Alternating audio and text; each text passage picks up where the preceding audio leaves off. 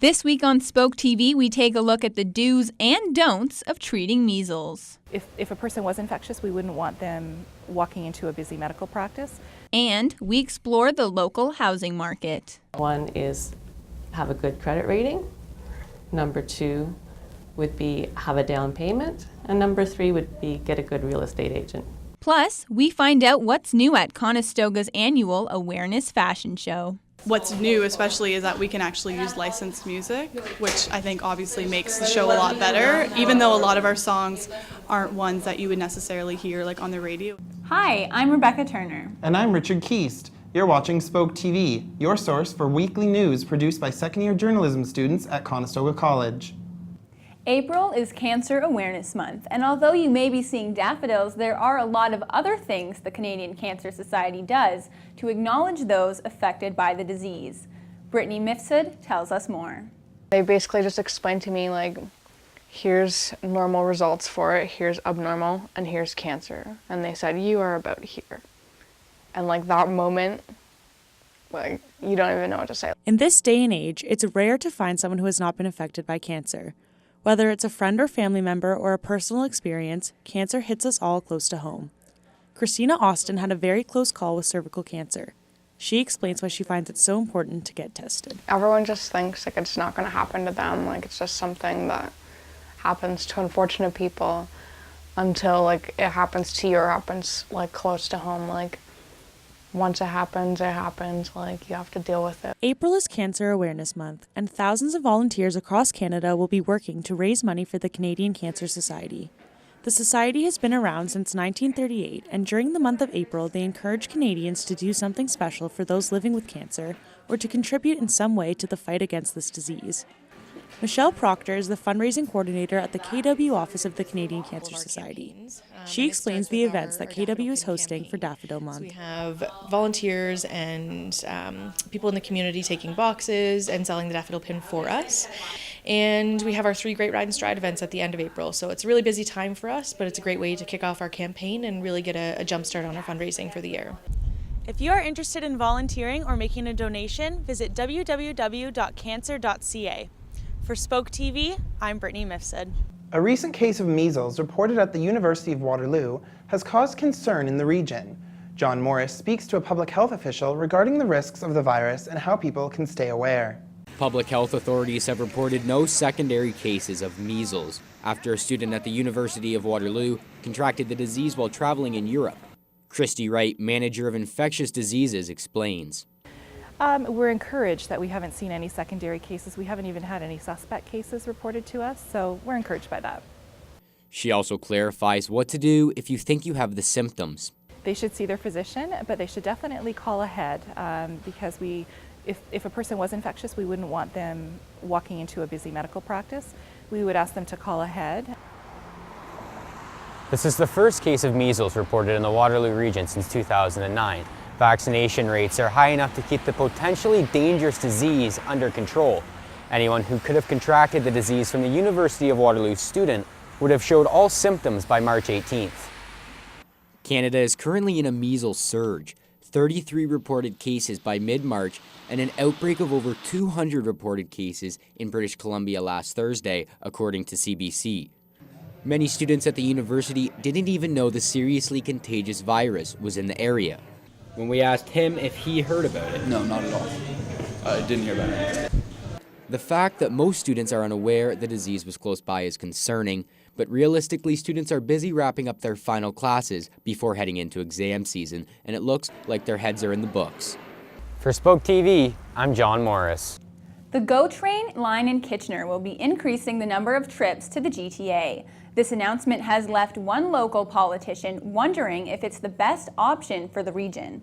There are currently 2 daily trips on weekdays.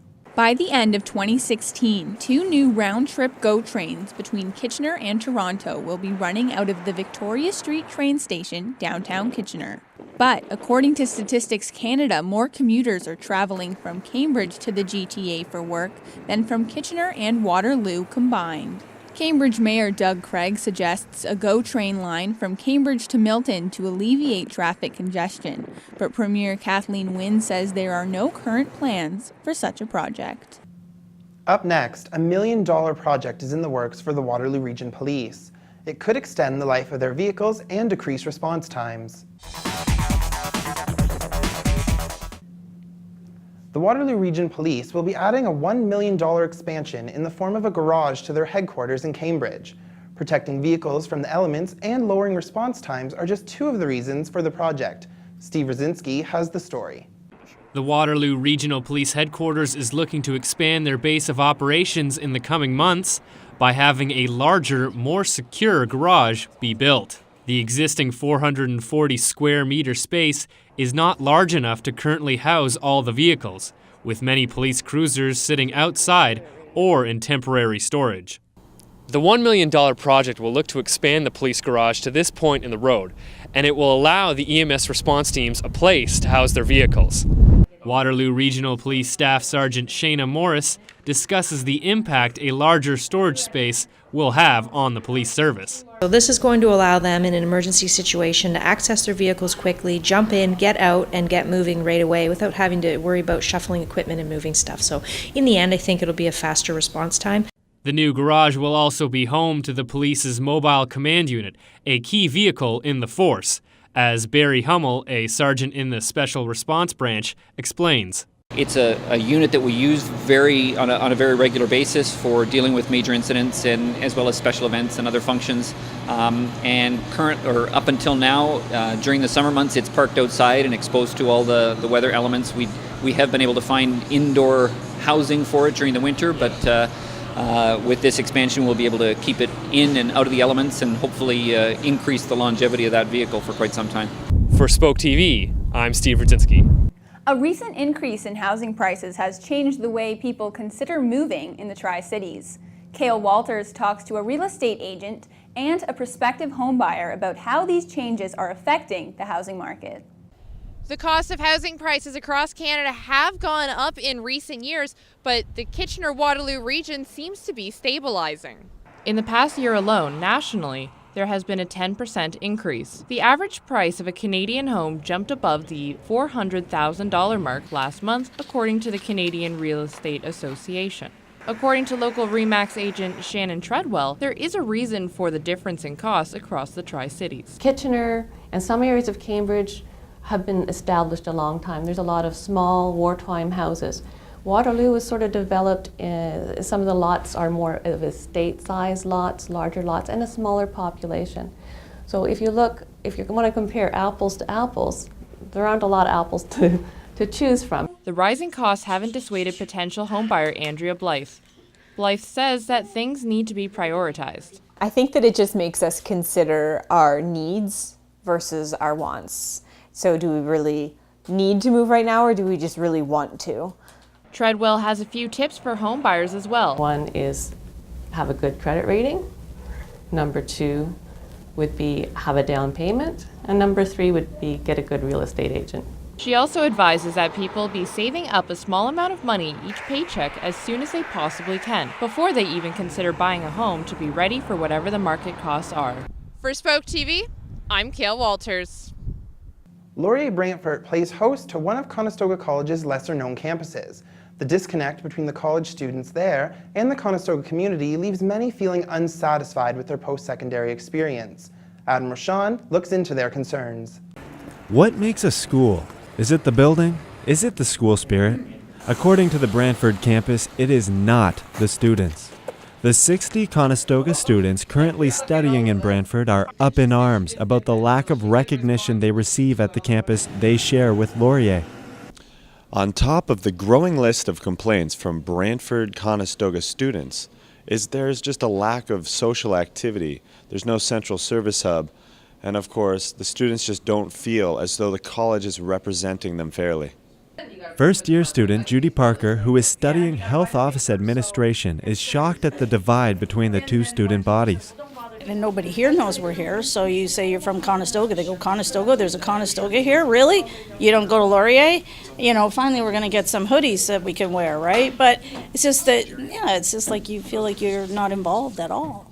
While Conestoga makes use of the library resources, counseling, and disability services with Laurier, Offering an equal experience to all students will take some time, as Vice President of Student Affairs Mike Dinning explains. I think the challenge now is trying to move into other areas like student life and things like that to engage students and see to what extent are they Conestoga students, to what extent are they Laurier Brantford Conestoga students. Partnership opportunities and future joint programs between Conestoga and Laurier might eventually unite both student bodies. For Spoke TV, I'm Adam Rochon. After the break, Alicia Van Mayen talks to women about their changing roles in the media and whether or not those changes have been positive or negative. The portrayal of women and girls in the media has always been a controversial topic. With modern media presenting many changes to the field, Alicia Van Mayen looks into how professional women are affected. What do GoDaddy? Crazy way to draw attention to .co domain names from GoDaddy. Who won't notice a hot model in body paint? Aerie. Probably just like a modified two-step. And Goldie Blocks have in common?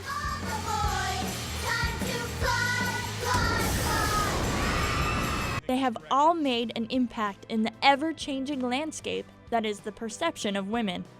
Sharon Roberts, an associate professor at Renison College, studies identity issues in both men and women. I think the media perpetuates all kinds of problems with women's issues of themselves. What the media has reinforced, at least within women, but I think they're catching up with men, they've reinforced this notion that somehow your worth and your character is inextricably linked to what you look like, and they really have no bearing on one another. E-Talk correspondent and TV personality Jesse Cruikshank explains the new era of Hollywood. Image is so much more a part of being a celebrity and getting an Academy Award nomination. Every star nowadays knows how important it is to wear certain designers or look a certain way for their career. And, whether that's a good or bad thing, that's how things are now. Tina Venema, a seasoned techie and CEO of Philanthrokids, has had to navigate getting the media's attention in the technology world. Media today can be your best friend or can be your enemy. So you have to learn how to choose it and how to use it. For sure, for me, being a tiny startup with very little funding, the media really, really helped us get the word out there and get the story out there. But as a woman, the media was very helpful because I think the media is interested in women moving into the space and women becoming successful. Without the media, Dana Marie Storrs may have never even had the opportunity to launch her music career. Media is really what started things off for me because it was a radio vocal competition that really opened the doors for me to be able to do music and do what I love to do. I entered the vocal competition and ended up winning. But what happens when what you are producing directly influences young children's view on the world around them? I mean, I definitely take that into consideration that at the end of the day, I'm trying to be maybe a good role model when I know a lot of the people coming to my events are little, 12-year-old girls that are just looking for an older female to look up to and whatever. I don't think there is a certain responsibility. I think it's up to everybody. Everybody who does a version of what I do can do it however they choose. I certainly don't think it's your responsibility, but I feel a responsibility. Well, the media I think they think that they're doing the good job because they do things like say, look how thin this person is or look how fat this person is. But in essence, what they do is they perpetuate this idealized version of what is perfect. There is a saying that you can never stop improving. How can the portrayal of women be improved in the media? How about we leave people's appearances alone? Does it really matter if somebody is 10 pounds heavy or 10 pounds underweight? There's not a single female director who has directed any of the movies that are up for Oscars or up for Globes. So that is something I think that needs to change. Now is the time, and women shouldn't be afraid. I think we have the most support we've ever had, both from our male counterparts, but also from the associations that crop up that are for women and run by women, and also the universities are really big, encourager of what we're trying to do. So if there are any women out there who want to jump into this space in a startup or in a sort of high technology position, I think now is the time. They should go for it with confidence. For Spoke TV, I'm Alicia Van Mayen. A recent documentary revealed the tumultuous world of pro gaming, an industry that has the potential to be lucrative but often leaves players empty-handed. The rise in pro gaming culture means more people are striving to be professional players. In the past few years, many online games have become free to play, but for some players, this may be more of a career than a simple game. Competitive online games that feature player versus player matches, such as Defense of the Ancients and League of Legends, have evolved to a point that large-scale tournaments are being held every year. Players who go pro in these games can get sponsorship deals and win prize pools of up to $1.5 million. Game developer Valve recently released a documentary titled Free to Play, which follows the lives of some pro gamers. Springtime means warmer weather, but it also presents greater risks for your furry friends. With many preventative and treatment measures on the market, Kelly Burns takes a look at the best options for dog owners when it comes to fleas. With spring just around the corner, most of us are thinking about readying our cars. Because of the warmer weather, we also need to keep in mind our furry friends. Our dogs and cats need to be protected against fleas and ringworm, and the perfect time is springtime. Chris Coughlin is a dog owner, and he knows all too well the problems fleas cause. When my dogs got fleas, I used flea drops. They were super irritated all the time, so they couldn't socialize with other dogs because other people didn't want their dogs getting fleas. Took it away right away, and I just realized preventative measures are better because it is really annoying for the dog. Not only is flea treatment important, but make sure you're giving your pets the shots they need as well. Linda Reese is a pet store manager, and she tells us exactly how we should be protecting our animals. Spring is actually a very important season for dog owners. In the spring, you usually want to take your animal to the vet in order to start your heartworm and flea preventative maintenance. So what you do is usually go book an appointment, and they can take a look at your dog, sometimes do a stool sample because some medications can actually do internal and external parasites, such as Trivexis. Shots for your pets are important to get at this time of year as well, as ringworm is extremely contagious and can pass to humans. This type of fungal infection actually causes open sores and can be painful for your pets. For Spoke TV, I'm Kelly Burns. Coming up, Adam Rochon profiles a successful local boxer and how he gears up for a round in the ring. Boxing in Canada is widely underfunded, but that doesn't stop one local cruiserweight champion. Dangerous Denton Daly tells Adam Rochon his story of international success and perseverance. Unlike many sports, you don't play boxing, you box. Meet the current North American Boxing Association and North American Boxing Federation cruiserweight champion. Dangerous Denton Daly is a 31-year-old Brampton native and a multiple barbershop owner who is undefeated in his 11 professional boxing bouts. Andreas Taylor, good fighter, former Olympian, has a couple American titles himself. He's definitely come in a fight. He's fought a lot of top competition, guys that are more credible than the guys that I've fought. So it's going to be a really, really good fight. He's definitely coming to win. He's a big talker. He'll probably get everybody really excited. I stay silent and do my thing in the ring. Professional boxing in Canada is underfunded, and as Daly's popularity rises, so does the quality of resources his competition becomes exposed to. I don't put it at the forefront and live off of that excuse. I'm a two-time North American champion. I have 2 titles. To have these titles and be American, so to say, career would be propelled a lot faster, a lot further. Daly is ranked within the top 10 cruiserweights in the world by the World Boxing Association and the World Boxing Council. And if that wasn't enough, his rankings are expected to improve. 2-time world title challenger Sid Vanderpool is Daly's head coach and has witnessed the progression of his prize student. When we fought Jason Douglas, and Jason Douglas has 3 times the experience as a amateur and as a pro that Denton had, and to watch Denton basically just walk right through him when a lot of people thought that Denton was going to lose that fight, I knew that he had maybe North American caliber within him. And then, like I said, when he fought Richard Hall, who was a seasoned veteran, fought Roy Jones, and that caliber, that's when I knew after that fight that he had the goods to go all the way. Vanderpool is using his past experiences to prepare Denton for the next level of international rivalry. Next steps are February 15th to fight Andreas Taylor to defend one of his North American titles, to win that and win it impressively. Andres Taylor's a guy that's only been stopped once out of, I think, 27 or 28 pro fights. So we want to win that fight, win it impressively, so that we know as a team that we're ready to move on to the next level, because he'll move into, you know, potentially the top 5 in the world. So all along the way, you know, I've been saying to Denton, you know, we're not preparing for this fight as much as I'm preparing you for world title, because we're going to get there in a hurry and we won't have a chance to go back and relearn things. As the competition becomes more formidable, Daly is adapting by focusing his training and improving all potential weaknesses. For his last few fights, he has recruited strength coach Craig Bongelli, who in only a few months has boosted Denton's strength and power. Denton's physical potential, I would say, is almost unlimited. Apart from being extremely hardworking, Denton's got a massive amount to work with, just being a natural athlete. When you combine those two things, when you combine a huge amount of potential with a huge amount of work ethic, you can get quite a lot out of that.